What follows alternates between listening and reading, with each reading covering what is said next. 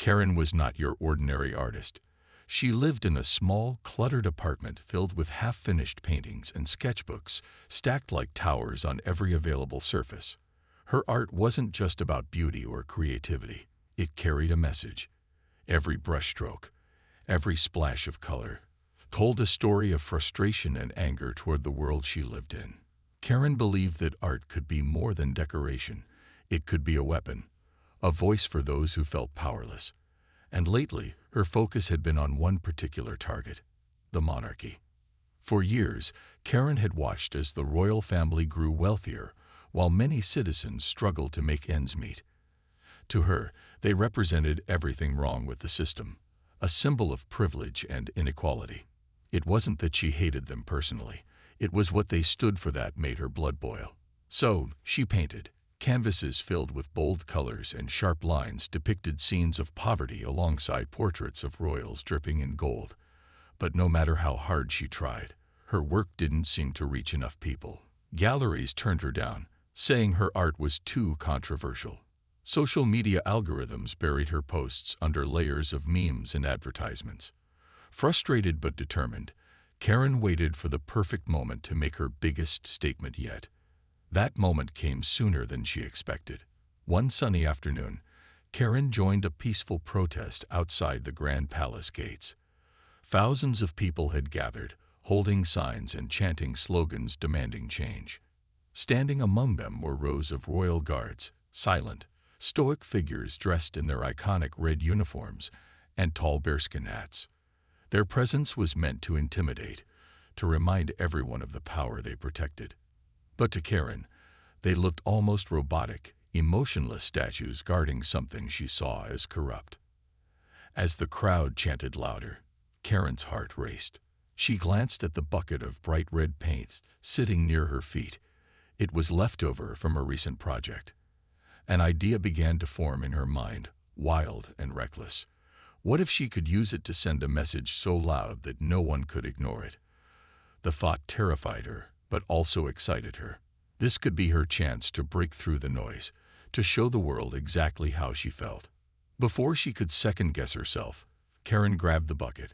Her hands trembled slightly as she stepped forward, weaving through the sea of protesters until she stood face to face with one of the guards.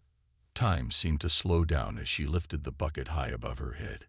Gasps rippled through the crowd as the first drops of paint splattered onto the guard's pristine uniform. Bright red streaks ran down his chest, pooling at his boots. For a moment, there was silence, an eerie stillness broken only by the sound of cameras clicking furiously. Karen stared into the guard's eyes, searching for some flicker of emotion. But his expression remained blank, unreadable. That calmness unnerved her more than anything else. As cheers erupted around her, Karen felt a surge of triumph. She had done it. She had sent her message, loud and clear. But deep down, a tiny voice whispered a question she couldn't answer yet. What happens next? The moment the paint hit the guard's uniform, chaos erupted. The once still figure of authority suddenly came alive as other guards rushed toward Karen, their movements swift and coordinated. Before she could even step back, strong hands grabbed her arms, pulling her away from the scene. Protesters shouted in confusion. Some cheered, thinking Karen's act was a bold move against oppression, while others looked on in shock, unsure whether to applaud or condemn her. Karen struggled against the grip of the guards, yelling over the noise. "It's just paint. It's just art," she cried, trying to explain herself. But her words were drowned out by the commotion around her. Cameras flashed like strobe lights, capturing every second of the unfolding drama. Reporters shoved microphones toward her face, asking for statements she couldn't give. In that moment, Karen realized something terrifying. This wasn't just about sending a message anymore. This was bigger than her. Within minutes, she was bundled into a police van, its metal doors slamming shut with an ominous clang. The inside was cold and sterile, the kind of space that made you feel small and insignificant. As the van sped away, Karen pressed her face against the tiny barred window, watching the crowd grow smaller and smaller until it disappeared entirely. Her mind raced with questions. Would they let her go? Would anyone understand why she did what she did? Or would this be the end of everything she had worked so hard to build? News of the incident spread like wildfire. By the time Karen arrived at the station, videos of her pouring paint on the guard were already trending online. Social media exploded with reactions. Some called her a hero, praising her bravery and creativity. Others labeled her reckless, accusing her of disrespecting tradition and undermining national pride. Debates raged across platforms, turning her spontaneous act into a nationwide controversy. Even late-night talk show hosts joked about the paint attack, further amplifying the story. At the station, things only got worse. Officers led Karen to a dimly lit room where she was fingerprinted, photographed, and questioned for hours. They asked her repeatedly if she had planned the stunt or acted alone. Karen insisted it was a spur-of-the-moment decision, driven by frustration and a desire to make people think. But her explanations fell on deaf ears. To the authorities, her actions were far more than artistic expression. They were a direct challenge to order and respectability. As the night wore on, Karen began to feel the weight of what she had done. For the first time, she allowed herself to imagine the consequences. Would she lose her freedom, her career, everything she owned? The thought sent a chill down her spine. She tried to remind herself that she had meant no real harm, but doubt crept in. Had she gone too far? Was her message worth the cost? By morning, the charges were clear: vandalism, public disturbance, and assault on a member of the Royal Guard. Each accusation felt heavier than the last. When Karen finally appeared in court later that week, the courtroom buzzed with tension. Supporters held signs outside, chanting slogans of solidarity, while critics demanded justice, calling her actions disgraceful. Cameras clicked nonstop as Karen walked in, her head bowed under the weight of countless stares. Her lawyer argued passionately, framing her actions as symbolic free speech rather than malicious intent. But the prosecution painted a different picture, one of defiance and disrespect. As the judge listened to both sides, Karen sat silently, clutching the edge of her seat. For the first time in her life, she truly understood the power of a single action and the ripple effects it could create. Whatever happened next, one thing was certain: her life would never be the same again. The courtroom was packed to the brim on the day of Karen's trial. Reporters jostled for seats, their cameras clicking incessantly as they tried to capture every detail. Supporters wearing T-shirts with slogans like "Art is not a crime" stood outside, holding banners and chanting encouragement. Opponents, however, were equally vocal, carrying signs that read "Respect our guards" and "No excuses for disrespect." The atmosphere crackled with tension, a battleground of opinions waiting to see which side would prevail. Inside, Karen sat at the defense table, her hands clasped tightly together. Her lawyer leaned close, whispering words of reassurance, but Karen barely heard him. Her eyes darted around the room, taking in the sea of faces, some sympathetic, others hostile. She felt exposed, like a character in a play everyone had been waiting to judge. For weeks leading up to this moment, she'd replayed the incident in her mind, wondering if there was anything she could have done differently. Now, sitting here, she realized how powerless she truly was. The prosecution opened its case with a fiery speech. The lawyer described Karen's actions as reckless and disrespectful, emphasizing the humiliation suffered by the guard. He argued that Karen hadn't just poured paint, she had attacked a symbol of national pride. To drive the point home, he showed enlarged photos of the scene: the bright red streaks staining the guard's uniform, the shocked expressions of bystanders, and Karen standing defiantly amidst the chaos. "This isn't art," he declared, his voice rising. "This is an insult to everything we hold dear." Karen flinched at the accusation. She wanted to stand up and shout that it wasn't personal, that it was never about hatred or malice. But she knew better than to interrupt. Instead, she listened silently as witness after witness took the stand. Some testified about the emotional impact of Karen's actions on the guard, and other members of the royal unit. Others spoke about the disruption caused during the protest, painting Karen as someone who cared more about making headlines than respecting laws. When it was her lawyer's turn to present the defense, he focused on framing Karen's act as symbolic free expression. He reminded the court that art has always pushed boundaries, challenging people to think critically about society. Holding up one of Karen's paintings, a striking piece depicting inequality, he asked, "Isn't this what democracy is all about? Allowing voices to be heard, even when they're uncomfortable." His arguments drew nods from some spectators, but skepticism lingered in the air. Karen herself took the stand briefly, answering questions in a shaky voice. She explained her frustrations with the system, her desire to spark conversation, and her belief that no real harm had been done. "I didn't mean to hurt anyone," she said softly, looking directly at the judge. "I thought I was creating something meaningful." But despite her heartfelt explanation, the verdict came swiftly and harshly. After a short deliberation, the judge announced that Karen was guilty on all counts. Her punishment: 2 years in prison and hefty fines that would leave her financially crippled. As the gavel struck, a wave of murmurs swept through the courtroom. Outside, reporters scrambled to file their stories, while supporters erupted in cries of disbelief. For Karen, the world seemed to tilt on its axis. She had known there might be consequences, but nothing could have prepared her for this. As officers led her away in handcuffs, she caught sight of her reflection in a window. Her face was pale, her eyes wide with fear. In that moment, she understood the true cost of her bold statement. No matter how noble her intentions, the system wasn't interested in nuance. It only saw black and white.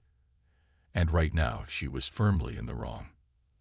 As the doors closed behind her, shutting out the noise of the crowd, Karen felt a profound sense of isolation. Whatever hope she clung to before was slipping away, replaced by the grim reality of what lay ahead. Prison life hit Karen like a tidal wave, pulling her under before she even had time to catch her breath. The cold, gray walls of her cell felt suffocating, closing in on her day after day. It was nothing like the freedom she'd once known. The bustling streets, the vibrant colors of her studio, the endless possibilities that came with creating art. Here, everything was rigid and controlled. Every movement, every word, every second of her life was dictated by rules she didn't choose. At first, Karen tried to hold on to hope. She told herself it would only be 2 years, just 24 months, and then she'd walk out stronger and wiser. But as the days turned into weeks, reality began to sink in. Her small cot became her world, and the sound of clanging metal doors echoed through her dreams. Meals were tasteless and monotonous, served at exact times without room for preference or creativity. Even the air smelled stale, heavy with the weight of countless stories of despair. The hardest part wasn't the physical discomfort, it was losing her identity. Art had always been Karen's lifeline, her way of processing emotions and connecting with others. Without brushes, canvases, or even scraps of paper, she felt stripped bare, like a bird whose wings had been clipped. She begged the guards for something, anything, to draw with, but her requests were met with indifference. "You're here to pay for what you did," one of them said bluntly, not to keep making statements. Outside, her reputation crumbled further. Galleries that once praised her work distanced themselves, afraid of being associated with controversy. Friends stopped visiting, either too busy or too scared to face the scrutiny that came with supporting her. Letters from supporters dwindled until they stopped altogether. Alone in her cell, Karen replayed old memories in her mind, late nights painting by candlelight, exhibitions filled with laughter and applause, the thrill of seeing her art inspire conversations. Now those moments felt like fragments of another life, unreachable and painfully distant. Inside the prison, relationships were complicated. Some inmates respected Karen's boldness, whispering about how she'd stood up to authority. Others resented her, accusing her of thinking she was better than them because of her education and artistic background. A few sneered when they saw her, calling her the Paint Lady or mocking her inability to survive behind bars. Karen learned quickly not to trust anyone fully, keeping her head down and avoiding unnecessary conflict. Her lowest point came during a rare visit from her younger sister, Emily. Sitting across from her in the chilly visiting room, Karen struggled to maintain composure. Emily's eyes were red from crying, and her voice trembled as she spoke. "I miss you so much," she said, "but I don't know how to help anymore. Everyone's talking about you, Karen. People are saying terrible things." Karen forced a smile, trying to reassure her sister that she was okay.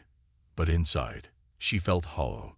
Seeing Emily's pain made her realize just how much collateral damage her actions had caused. As months dragged on, Karen found solace in small, unexpected ways. She memorized the patterns of sunlight streaming through her tiny window, imagining each ray as a brushstroke on an invisible canvas. She hummed melodies under her breath, turning them into imaginary soundscapes. And sometimes, late at night, she whispered apologies to herself, not for pouring the paint, but for letting her anger blind her to the consequences. By the time her sentence reached its halfway mark, Karen was a shadow of her former self. Gone was the fiery artist who believed she could change the world with a single act. In her place was someone quieter, more reflective. A woman burdened by regret, but still clinging to the faint hope that redemption might someday be possible. When Karen finally walked out of prison, the world outside felt alien. The air smelled different, freer, but also colder, and the bright sunlight stung her eyes after months spent under fluorescent bulbs. She stepped onto the sidewalk, clutching a small duffel bag containing the few belongings she'd brought with her. Her heart was heavy, weighed down by the knowledge that the life she once knew no longer existed. The first thing Karen noticed was how much quieter everything seemed. There were no clanging doors, no shouts echoing down hallways, no guards barking orders. But the silence wasn't peaceful, it was suffocating. Without the constant noise of prison, Karen found herself overwhelmed by her thoughts, replaying every mistake, every moment of regret. She had hoped that stepping back into the real world would feel like freedom, but instead, it felt like being stranded in an unfamiliar place with nowhere to go. Finding work proved nearly impossible. Employers glanced at her record and quickly dismissed her, citing vague reasons like not the right fit or someone else is more qualified. Even menial jobs, dishwashing, cleaning offices, seemed out of reach. Desperate for income, Karen applied to dozens of places, only to face rejection after rejection. Each no chipped away at what little confidence she had left. Money became a constant worry. With mounting legal fees and rent due every month, she was forced to move into a cramped, run-down apartment on the outskirts of town. It was a far cry from her old studio, where creativity had flowed freely. Now, inspiration felt as distant as the stars. Art, once her greatest passion, now felt like a cruel reminder of everything she'd lost. Galleries refused to display her work, fearing backlash from critics who still viewed her as controversial. Online platforms were no better. Trolls filled comment sections with hateful messages whenever she posted anything new. One particularly scathing review called her a washed-up provocateur whose 15 minutes are long over.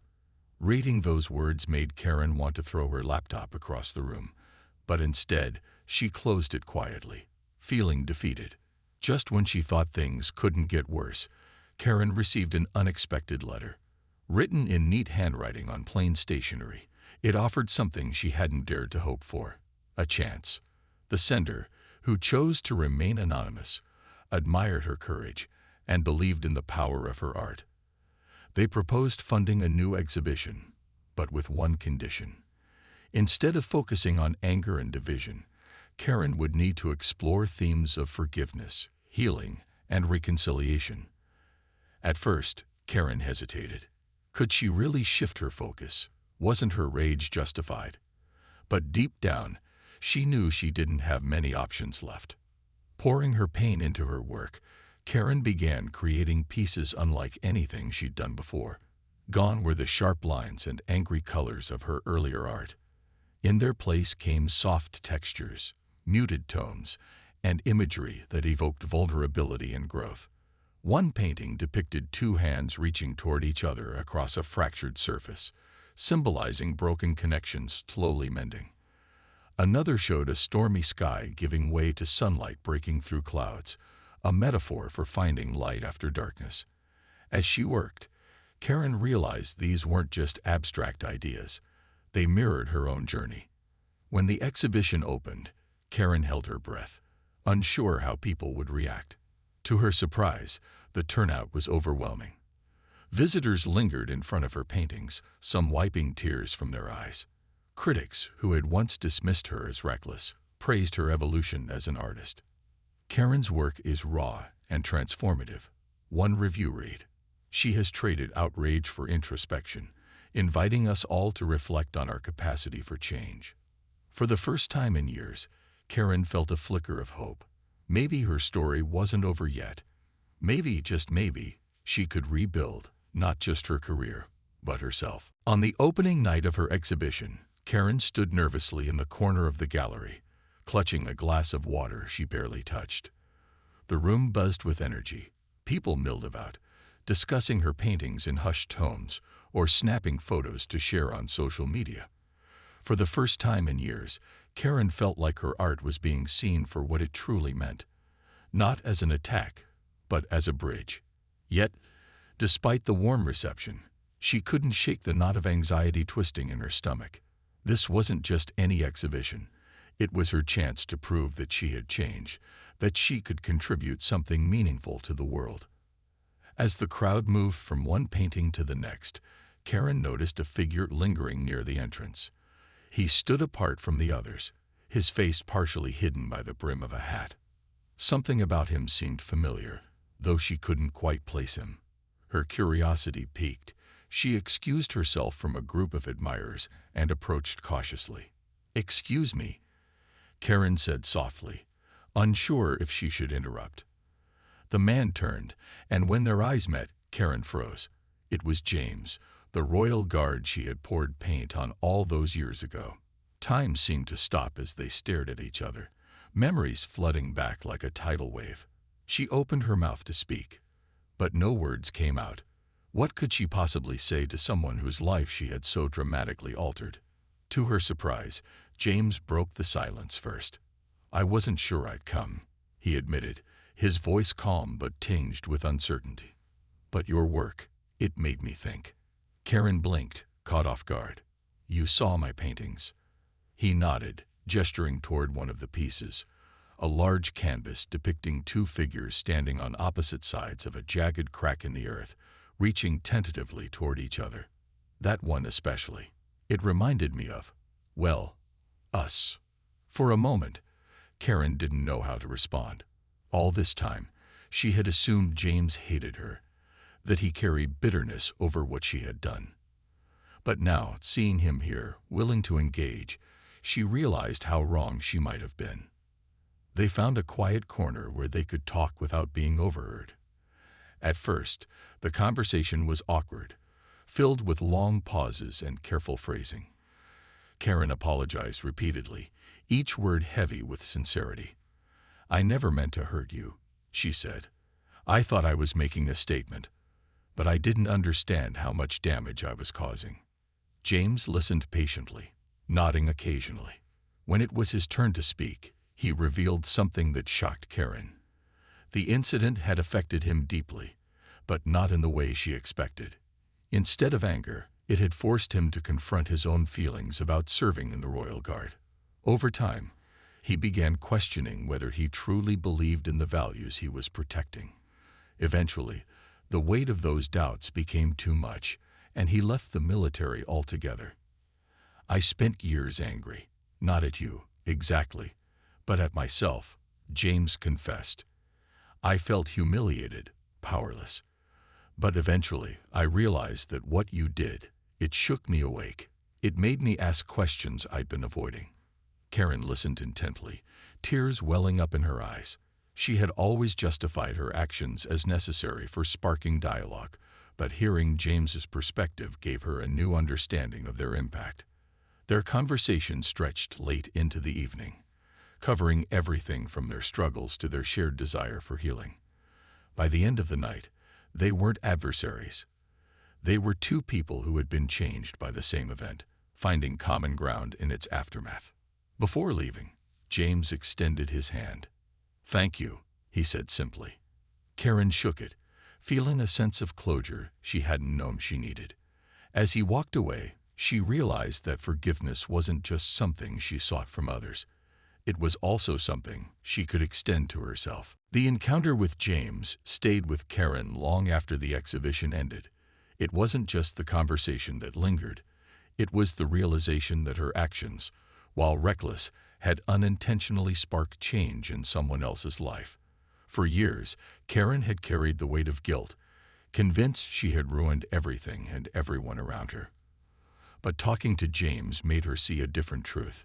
Even mistakes can lead to growth, both for ourselves and for others. Inspired by their meeting, Karen began thinking about how she could use her art to foster understanding rather than division. She knew firsthand how powerful personal stories could be, how they could break down walls and build bridges between people who seemed impossibly far apart. What if she could create a space where opposing sides could come together, not to argue but to listen? The idea excited her, but it also terrified her. Could she really pull it off? And would anyone trust her enough to participate? Taking the leap of faith, Karen reached out to local organizations, community leaders, and even former members of law enforcement.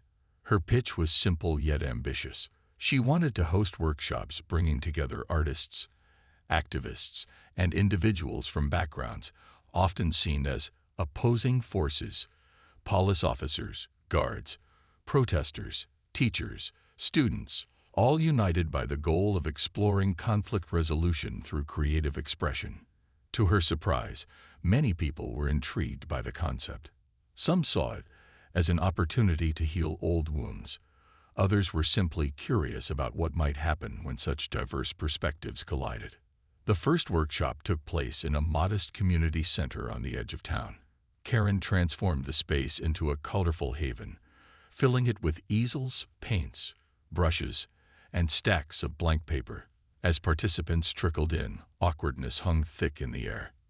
A retired police officer sat stiffly beside a young activist wearing a hoodie emblazoned with protest slogans. An artist known for politically charged murals exchanged wary glances with a military veteran. Karen stood at the front of the room, her heart pounding as she welcomed everyone. "This isn't about agreeing with each other," she began, her voice steadied despite her nerves. "It's about listening, about finding common ground. Today, we're going to use art, not words, to tell our stories." At first, progress was slow. People hesitated, unsure how to start or what to say. But as Karen guided them through exercises, asking them to paint emotions instead of ideas, colors instead of arguments, the atmosphere began to shift. Slowly, walls came down. Conversations started. One participant, a former guard, painted a dark storm cloud surrounded by tiny rays of light breaking through. When asked to explain it, he admitted it represented his journey after leaving the military, a mix of struggle and hope. Across the room, an activist nodded, sharing her own painting of a tree growing through cracked concrete. "That's resilience," she said softly. For the first time, they weren't adversaries, they were storytellers. Over the following months, Karen organized more workshops, each one drawing larger crowds. Word spread quickly, and soon people from neighboring towns began attending. Local newspapers covered the events, highlighting the unlikely friendships forming within the group. Critics who had once dismissed Karen as reckless now praised her for fostering dialogue in a world increasingly divided. Even skeptics couldn't deny the impact these gatherings were having. For Karen, the workshops became more than just a project. They became her purpose. Watching people connect over shared pain and shared dreams reminded her why she fell in love with art in the first place. It wasn't about fame or rebellion. It was about creating spaces where healing could happen. Through these sessions, Karen found herself forgiving not only those who had judged her, but also the person she used to be. the angry, impulsive artist who thought speaking louder meant being heard better. One evening, as she packed up supplies after another successful workshop, Karen paused to look around the room. Paint-splattered tables, half-finished canvases, and laughter still lingering in the air. It was messy, imperfect, and beautiful. For the first time in years, Karen felt a deep sense of peace. She hadn't erased her past, nor had she fixed all the problems she cared so deeply about. But she had done something meaningful. She had turned her pain into possibility. And that, she realized, was enough. As the months passed, Karen's workshops grew into something bigger than she had ever imagined. What began as a small experiment in fostering understanding turned into a movement that brought together people from all walks of life. Artists, activists, police officers, veterans, and even politicians joined her sessions, each person bringing their own story to the table. The conversations weren't always easy. Sometimes tensions flared, old wounds reopened. But Karen learned to guide them with patience and compassion. She reminded everyone that healing wasn't about erasing differences. It was about learning to coexist despite them. Karen's reputation transformed as well. Once labeled reckless and divisive, she was now seen as a unifier, someone who could bridge gaps between opposing sides. Invitations poured in from schools, community centers, and even government organizations, asking her to lead discussions or facilitate creative projects. Her art, too, evolved further. No longer confined to themes of anger or regret, her work celebrated resilience, connection, and hope. Galleries once hesitant to display her pieces now clamored to feature her latest creations. A major museum even offered her a solo exhibition titled Breaking Ground, showcasing not only her paintings but also photographs and testimonials from participants in her workshops. Despite the newfound recognition, Karen remained grounded. Success no longer meant fame or financial stability to her. It meant making a difference. She poured every ounce of energy into expanding her efforts, traveling to cities across the country to share her message. In each new place, she found fresh stories waiting to be told. A teacher struggling to connect with students, a teenager grappling with feelings of isolation, a retired soldier searching for purpose after years of service. Each narrative added another layer to the tapestry Karen was weaving, a testament to humanity's capacity for empathy and growth. But perhaps the most profound change happened within Karen herself. The bitterness and guilt that had haunted her for so long began to fade, replaced by a quiet sense of fulfillment. She still thought about the day she poured paint on James, the choices that led her there, and the consequences that followed. But those memories no longer felt like chains holding her back. Instead, they served as reminders of how far she'd come. She had taken one reckless act and turned it into countless opportunities for healing, not just for others, but for herself. One evening, as Karen sat in her modest apartment sketching ideas for her next project, she received an unexpected email. It was from James. He wrote to thank her again for the workshop and shared that he had started volunteering at a local veterans support group. "Your courage inspired me to keep pushing forward," he said. "I don't think I would have found this path without you." Reading his words, Karen smiled softly, tears welling up in her eyes. She realized then that redemption wasn't about fixing everything. It was about creating ripples of positive change, however small. In time, Karen's story became more than just hers. It belonged to everyone who had been touched by her journey. People often ask her how she managed to turn her life around after such a devastating fall. Her answer was always the same: by listening, by being willing to admit when I was wrong and open enough to learn from it, and by remembering that art isn't just about what we create, it's about what we inspire in others. Years later, when Karen stood before a crowd at the opening of her largest exhibition yet, she took a moment to reflect on her journey. The room buzzed with excitement, filled with faces both familiar and new. As she gazed out at the audience, she felt an overwhelming sense of gratitude for the struggles that shaped her, the people who believed in her, and the lessons she had learned along the way. Life hadn't given her a perfect ending, but it had given her something better: a second chance to make things right. And as she raised her glass in a toast to the future, Karen knew one thing for certain. Though scars remained, they were proof of battles fought and won.